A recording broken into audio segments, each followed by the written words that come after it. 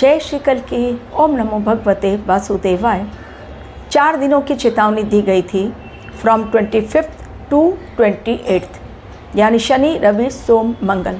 शनिवार से छठ की पूजा स्टार्ट हुई और मंगलवार को ख़त्म हुई मॉर्निंग के अर्घ्य देकर सूर्य भगवान को। इन 4 दिनों के लिए जो चेतावनी दी गई थी एवं और भी जो भविष्यवाणियाँ मैंने की थी ग्रहों की युति के अकॉर्डिंग, उसमें किस प्रकार भविष्यवाणियाँ सत्य हुई, इन शॉर्ट पहले आप लोगों को बतलाऊंगी, फिर आज का वीडियो कि भविष्यवाणियाँ तो सत्य हो गई, अब आगे क्या। केन्या में एक भयानक प्लेन क्रैश मंगलवार के दिन, 12 लोगों की मौत, 10 यात्री और 2 क्रू मेंबर, टोटल 12 के 12 पूरी तरह से ख़त्म। आग का गोला बन गया, मलबा गिरा, जलता हुआ काफ़ी देर तक जलता रहा।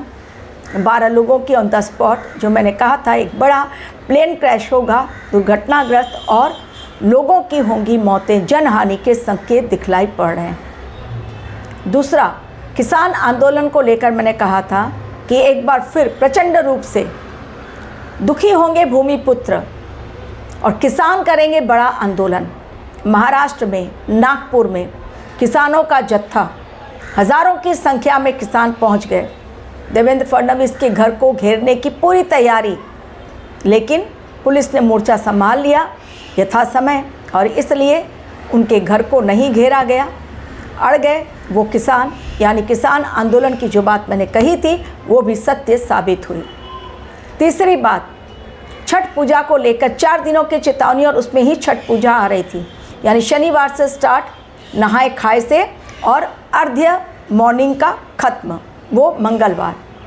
7 लोगों की मौतें बिहार में ही एक घाट पर, जो बना रहे थे या तो रील या पूजा करने के लिए गए थे, पानी में डूबकर अचानक से वो बह गए। पानी में डूबने के कारण बैलेंस बिगड़ा उनका और उसके कारण 7 लोगों की मौतें, दर्दनाक मौतें हो गई। छठ पूजा के समय की ये बात जो मैंने कहा था 4 दिनों की चेतावनी, उसमें ये भी हो गई।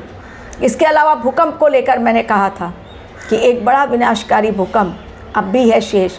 5वीं भविष्यवाणी मैंने की थी, ज्वालामुखी का फटना, एक भीषण ज्वालामुखी फिर से एक बार फटेगा।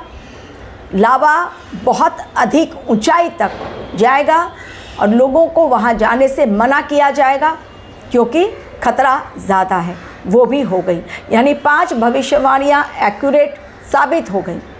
अब आगे क्या? अब आगे जो मंडरा रहा है खतरा सबसे बड़ा, वो है नवंबर और दिसंबर में। अक्टूबर के केवल अब 2 दिन ही बचे हुए हैं, उसके पश्चात नवंबर का मंथ। लेकिन अक्टूबर ने कहीं ना कहीं सावधानी बरतने की चेतावनी दे दी। अब भी अगर इंसान अपने आप में सुधार न लाए तो इंसान की गलती, लेकिन जो होना है वो होकर रहेगा। एक भयानक तूफान इस बार जो आया मेलिसा, वो कहा जा रहा है 2025 का सबसे खतरनाक चक्रवाती तूफान, हरिकेन मेलिसा उसको नाम दिया गया। इतनी भयंकर रूप से उसकी तीव्रता इतनी ज़्यादा कि लोगों का घरों से बाहर निकलना बिल्कुल मुश्किल। प्लस हमारे देश में, उड़ीसा में, आंध्र प्रदेश सबसे ज़्यादा तबाही दिखला दी मोंथा साइक्लोन ने। उसके बारे में कहा था कि ये अक्टूबर नवंबर के महीने में एक भयंकर साइक्लोन या बारिश के कारण तबाही हो सकती है। बिजली के खंभे गिर गए, पेड़ गिर गए, लोगों के घरों की छतें उड़ गई। चीज़ें खतरनाक क्या अब ख़त्म हो गई हैं? नहीं। 2025 के 2 अंतिम महीने तबाही मचाने के लिए तैयार हैं, चाहे वो बॉर्डर को लेकर हो। ऐसा नहीं कि केवल पाकिस्तान की सीमा से सटे हुए जो मेरे बॉर्डर हैं उस पर ही खतरा है। बांग्लादेश और चाइना से जो सटा हुआ हमारा बॉर्डर का हिस्सा है, वहाँ पर भी बड़ा खतरा में मंडरा रहा है। बांग्लादेश भी करेगा कुछ गड़बड़ और चाइना से भी गड़बड़ी होगी 2026 में बॉर्डर पर। तो ये 2 महीने जो नवंबर और दिसंबर का है, वो पाकिस्तान के कारण खतरा ज़्यादा मंडरा रहा है बॉर्डर पर, एवं उनके आतंकी हमारे देश में घुसने की और ऑलरेडी घुस चुके हैं।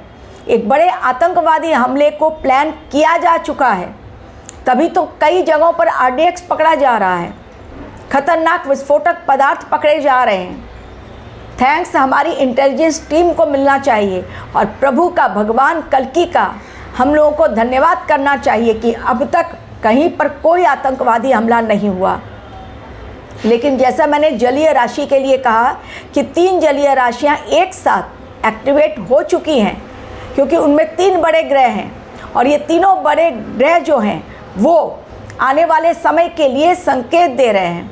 अभी भी जैसा मैंने कहा कि लैंडस्लाइड, एक बड़ा सा फिर से एक बार जल प्रलय की घटना देखने को मिलेगी, भूस्खलन फिर से देखने को मिलेगा। हिमाचल प्रदेश है, उत्तराखंड है, ये जगहें अभी भी खतरे से बाहर नहीं हैं, तो चीज़ें खतरनाक हैं अभी भी। 2 महीने अभी हैं शेष। और नेपाल में भी देखिए एक प्लेन क्रैश हो गया, नेपाल में भी प्रॉब्लम आ गई, यानी चीज़ें अभी ख़त्म नहीं हुई हैं। इसलिए ये 2 महीने जो आ रहे हैं, जब मैं नवंबर का प्रेडिक्शन आप लोगों को दूंगी, तब आप लोगों को नवंबर के बारे में बतलाऊंगी कि किस प्रकार जब गुरुदेव बृहस्पति जो कि अतिचारी हैं, अभी है कर्क राशि में, और ठीक तारीख वो जब वो वक्रीय हो जाएंगे, और शनिदेव भी वक्रीय। अगर 2 बड़े ग्रह शनि और गुरु एक साथ वक्रीय हैं, वो टाइम पीरियड कितना खतरनाक होगा पूरे विश्व के लिए। तो जब नवंबर की प्रेडिक्शन दूंगी तब आप लोगों को बतलाऊंगी क्या अभी देश पर खतरा और पूरे विश्व पर खतरा बहुत बड़ा मंडरा रहा है। बिल्कुल, एक प्राकृतिक आपदा के कारण, जल की आपदा के कारण, और दूसरा भूकंप के कारण, तीसरा एक्सीडेंट्स के केसेस बढ़ेंगे, चौथी बात सुसाइड लोग करने की ज़्यादा कोशिश करेंगे, और 5वां युद्ध के कारण खतरनाक तैयारी कई देशों की चल रही है, क्योंकि उन्हें पता है इसी डिकेड में युद्ध का वो दृश्य दिखलाई पड़ेगा जो नहीं देखा गया पहले। दुनिया बढ़ रही है एक खतरनाक युद्ध की ओर। भारतवर्ष को कूदना ही पड़ेगा युद्ध के मैदान में।